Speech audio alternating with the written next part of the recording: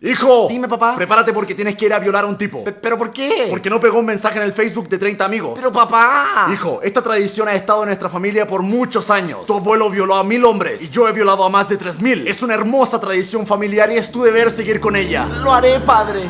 Mantendré viva esta tradición. Muchas gracias, hijo. Violaré tan fuerte a ese hombre que estarás orgulloso de mí. Así será, hijo, así será. Te amo, papá. Yo también, hijo, yo también.